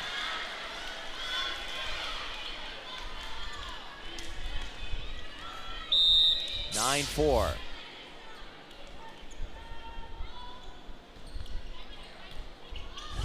Good serve, right to the net. Ten Haken, I believe, tapped it down. And an early timeout for Duluth East. Another note I wanted to share about the Greyhounds, since I presume we have some viewers tuning in from Duluth East. last year Hartwick was named to the All-Area team by the Duluth News-Tribune. Elsewhere, we have a score from WNBA World, the Atlanta Dream knocking off the Minnesota Lynx 75-73. Minnesota had a huge gap for that 1 seed and in all likelihood should get it, barring a late collapse. But back-to-back losses will at least make the race a little tighter and perhaps open the door for New York or Atlanta or somebody else. So that is your out-of-town update. A reminder, next Thursday we kick off our football coverage. They're off this week. Football is, but we've got a big one. Lakeville North and Blaine. Anytime Lakeville North is on the schedule, I think is a big one. Centennial won state a couple years ago. Back to action here, Blaine up 10-4. Hartwick.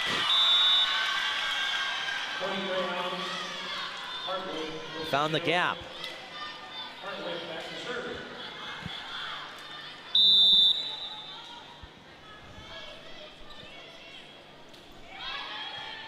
Can Hartwick spark another rally for Duluth East?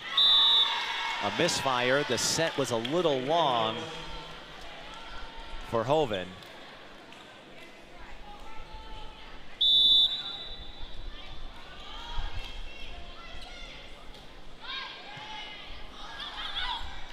Serve receive goes back to the Duluth East side. As you picked up by now, the teams staying on one side. Teardrop, we haven't seen Blaine use that play often, but it works out beautifully for Elena Curlin.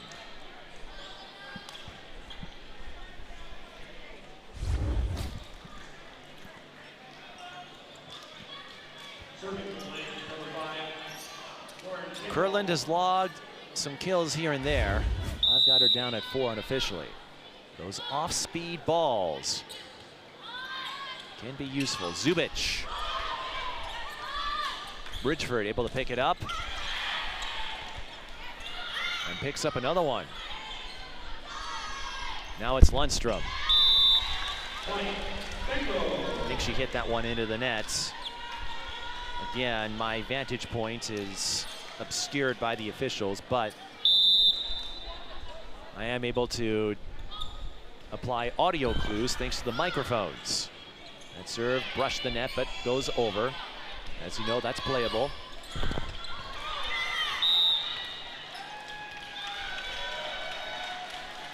That's the first time a set or dump did not pan out in DeSoto Weston's favor.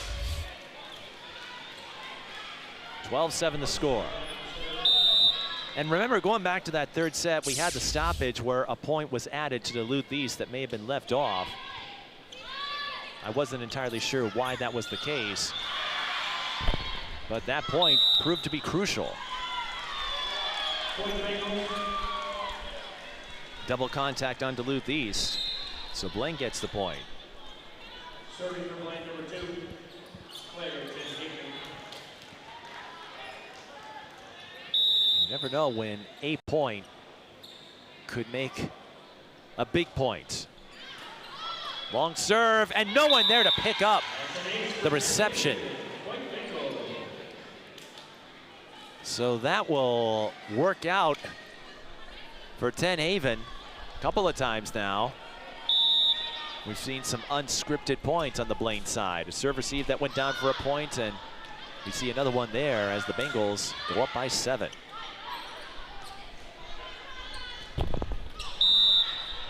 That attack into the net.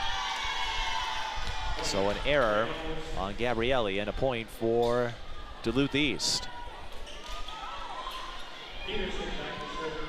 One of 3 schools in the area, Denfeld East, and then Duluth Marshall, a private school.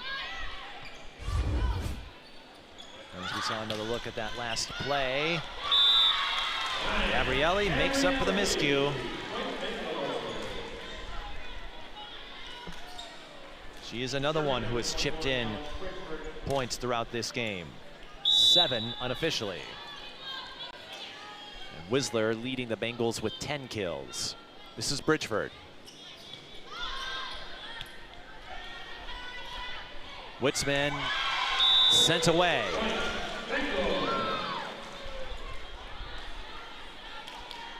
Whistler, I was highlighting the all-around contributions from DeSoto Weston.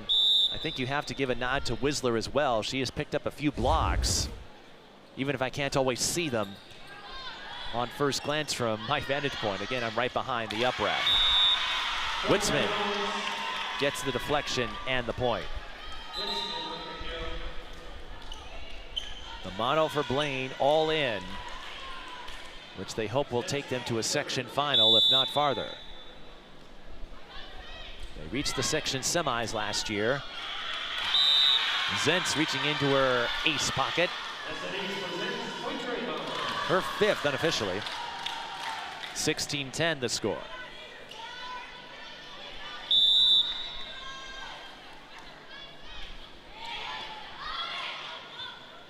Another one that got through. Free ball for Duluth East. Witzman catches up to it, but the set was too long. Those are the plays that can frustrate, annoy, vex you to no end. When a miscue robs you of the opportunity for a poised attack.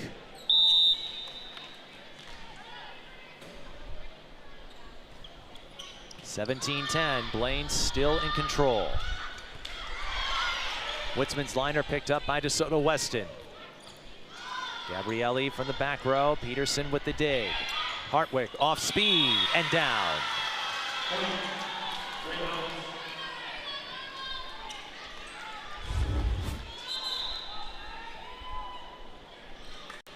(17-11).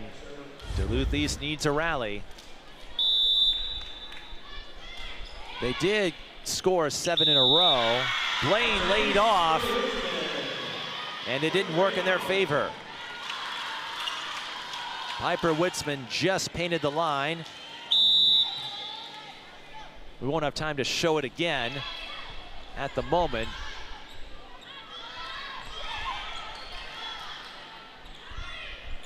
Hartwick over the net. For the back row, Tenhaken, that brushes the net too. Lundstrom, another teardrop, and Duluth East making a charge again.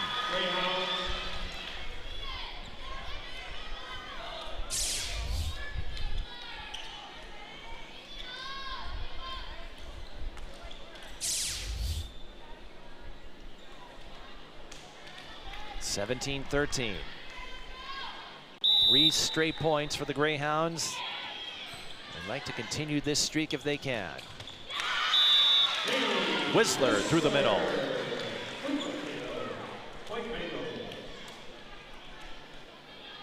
Again, Blaine reached the section semis, knocked out by Centennial, who then lost to Anoka in the section final.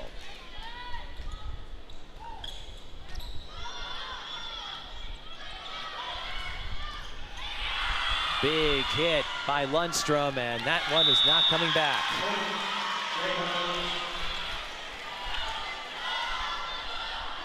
Maisie Lundstrom coming alive over the last several sets.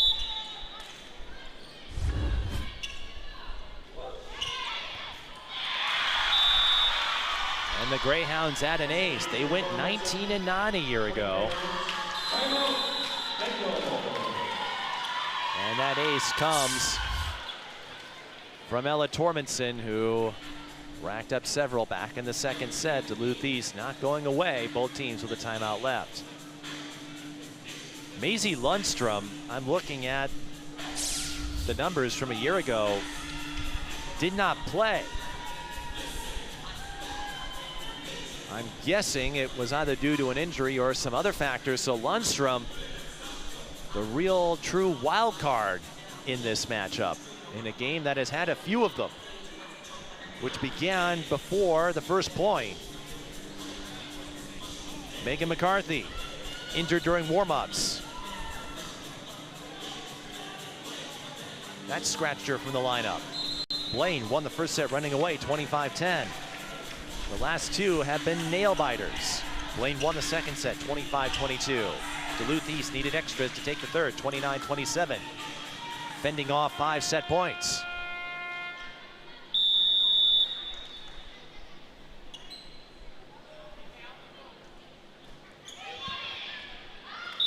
Tormenson misfires. So she got an ace, but gave one up on the next point. I think you would have liked a longer stay.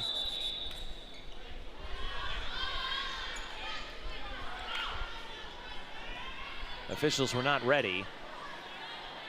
Blaine misread the signal, and we'll have a do-over.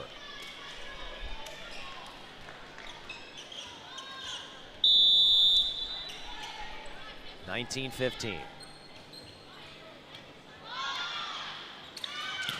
Hartwick through the middle again.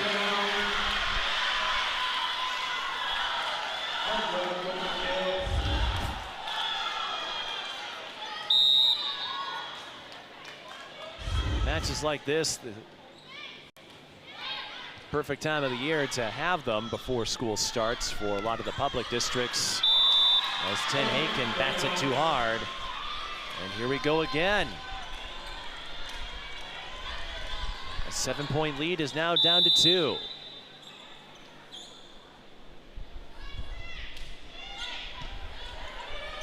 Big serve receive. Hartwick picks up another kill.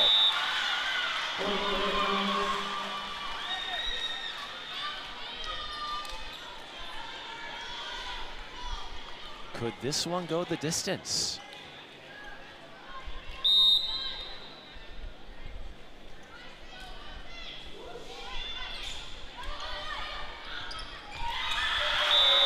We're tied up.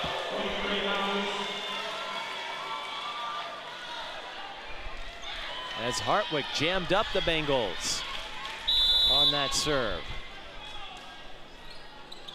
Duluth East coming all the way back from 7 down. That's not an easy feat to pull off. Usually when you're up by 6 or 7, that's enough to get you to the finish line. Was it touched? No.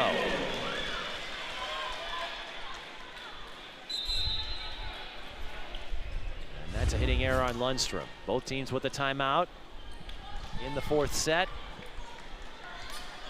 And Blaine got off to another quick start. That has been a baffling side plot in this opening season duel. Quick starts for Blaine, but having difficulty sustaining it after the first set. Play at the nets will go to Blaine.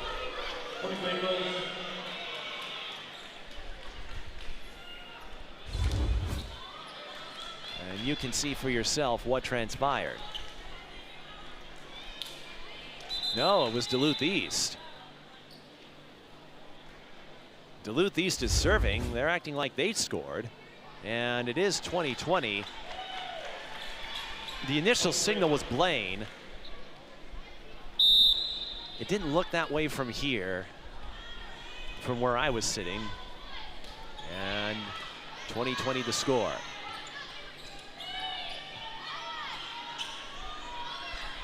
Witzman scores again.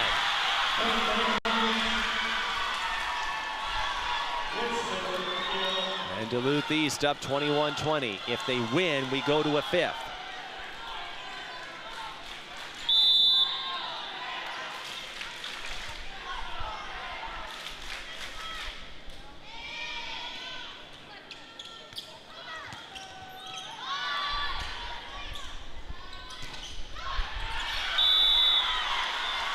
That was touched.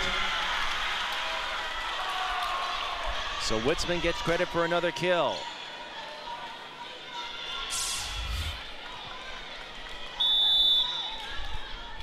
Blaine won the first 2 sets, but Duluth East inching closer and closer to a reverse sweep possibility. They trail by 7. They now lead by 3. Timeout Blaine.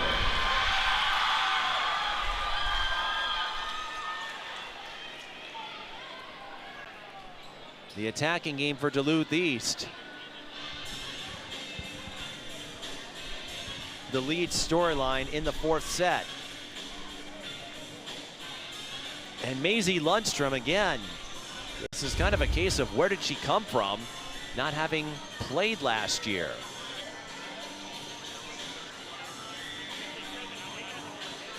And as most of you know by now, preseason for high school ain't nothing like college or the pros, where you get a couple of games to practice, to scrimmage. Sometimes high school players will call it preseason, or college players for non-conference games, but it all counts. It's a little different here at the high school level. So when you have a matchup like this, and you have someone like Lundstrom, who did not see action a year ago, return to form, return to the court, that adds an extra element that is difficult to anticipate.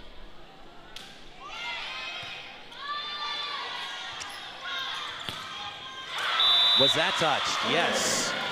So it's a line shot that goes down for Ten Haken. We've seen Blaine respond after timeouts. They're out of timeouts, by the way, for set 4, if you're curious.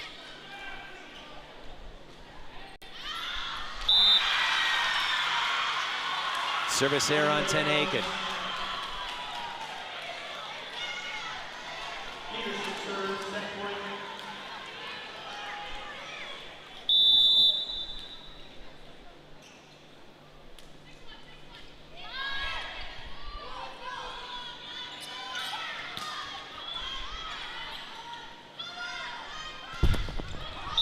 That attack hit the nets. So an error on Witzman, but they do have breathing room. Still 2 set points at their disposal.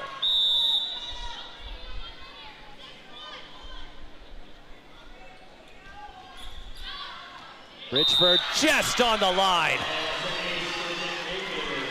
Duluth East thought it was going out. I thought it was going out. Bridgeford got as close as you could get. And you can see for yourself as Bridgeford prepares to serve again. Goes low, back-to-back aces.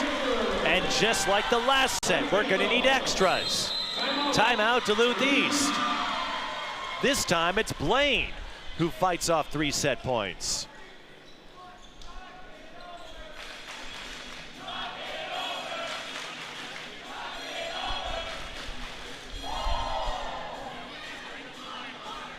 As a well-known fairy tale character might say, inconceivable how closely this game has been. Outside of the first set, it has been a side-by-side duel. Blaine had the upper hand. They were up 17-10. Duluth East answers back, 3 set points. Blaine fights them off, and now they will force extras. Our second set that requires extras.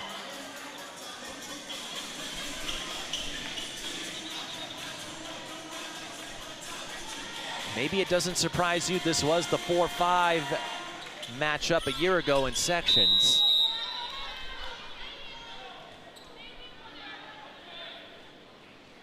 But Bridgeford, including an ace, is that her 3rd straight? Yes! 3 straight aces, including one that just painted the line. An inch longer, we would have had a 5th set. But Blaine, who couldn't cash in on 5 set points in the 3rd set, has a chance to win it again.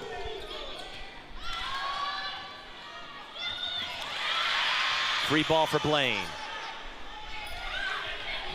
Play at the nets. The pass was offline.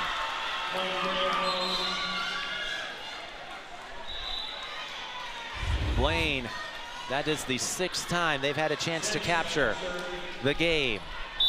Instead, Duluth East gets another lifeline, and Zentz to serve. We know she's dangerous. Sends now to Hartwick.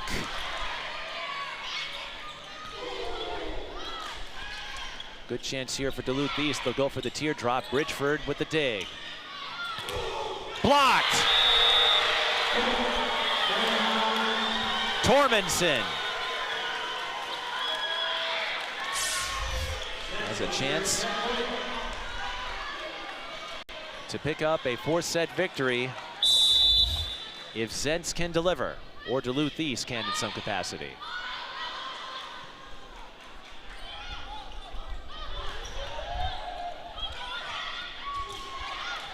Overpass, and DeSoto Weston bats down the free point. Her first kill of the 4th set.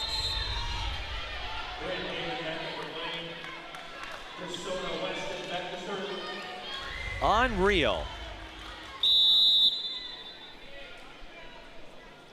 This is what every athlete dreams of, a chance to close it out in extras. You can't get any closer than 2. Blaine able to save it. But Hartwick attacks the seam.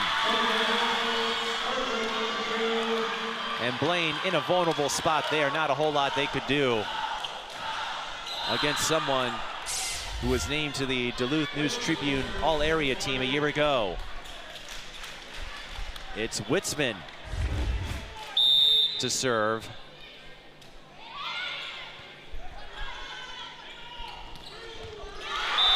And Blaine answers back with the 1-2 combination of DeSoto Weston and Kaylee Whistler.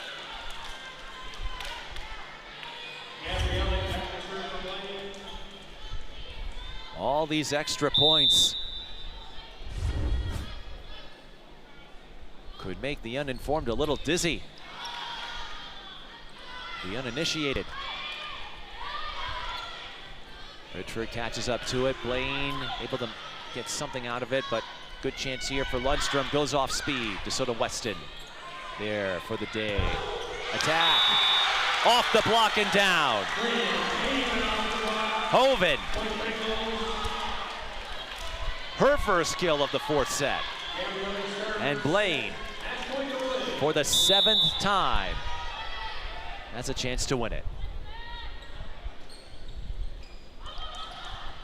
Long serve, Duluth East catches up. Lundstrom hits it out of bounds. It was touched. The initial ruling was Blaine. Duluth East said, hey, somebody touched it. Here's another look.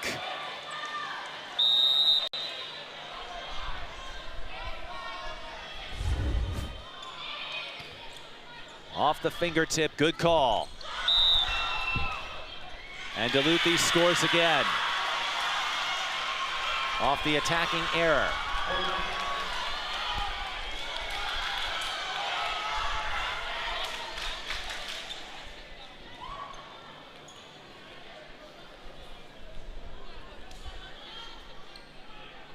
DeSoto Weston getting an explanation. Again, the designated captain.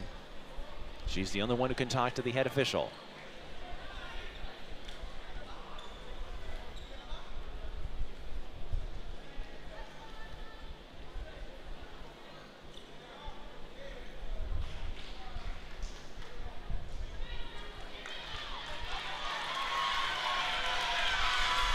So Duluth East, once again with set point. They have fought off 7 game points against Blaine.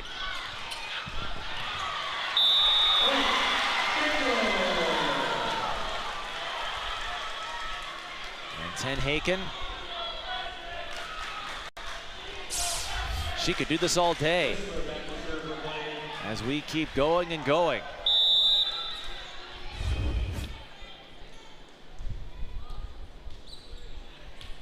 Whoa, look out! My apologies for the reaction. That's an ace for Whistler, but the ricochet went right over in my direction. And I do not want to be in front of that.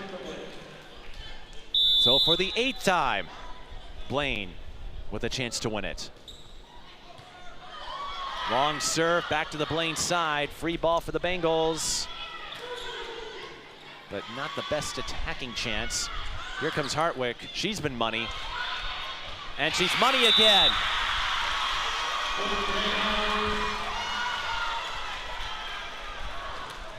Getting back to that ace from Whistler a moment ago. I have experience. I once shadowed some Stillwater volleyball players. You do not want to be in front of some of those kill attempts. They come at you quick. 30 all. This isn't tennis. That a little too hard. I didn't see a touch, and it's an error on Ten Haken.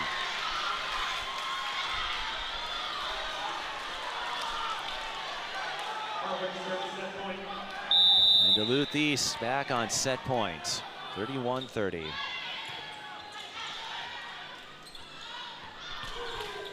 Ten Haken with a line drive kill, 31-31. Both teams out of timeouts. In the set that never ends, it just goes on and on, my friends. Some people started playing it not knowing what it was, and we'll just keep on playing it forever just because.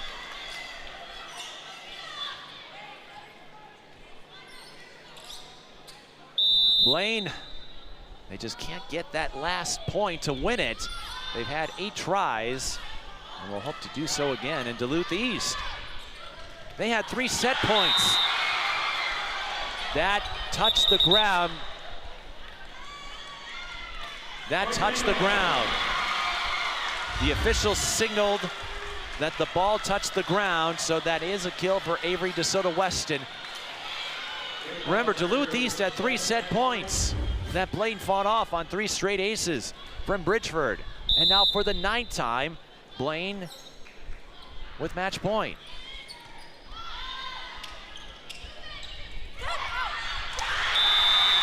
That's out. Lundstrom with the error. What a way to end it. A tough break for Lundstrom. And Blaine wins a marathon in 4 sets, 25-10, 25-22, 27-29, 33-31. Your players of the game, DeSoto Weston and Kaylee Whistler, they both did a little bit of everything. And how about DeSoto Weston answering the call, having to take over primary setting duties with the injury to Megan McCarthy. She came through. Duluth East gave it a valiant effort, but Blaine gets the season opening win in 4 sets. This is high school girls volleyball on North Metro TV. We'll show you some highlights as we wrap it up, but don't forget to join us Monday for the Sportsnet football preview, and next Thursday, Lakeville North and Blaine football right here on North Metro TV. For the rest of our crew, this is Mike Beaton thanking you for watching live coverage of high school girls volleyball. Blaine wins in 4 sets over Duluth East. We'll see you next time.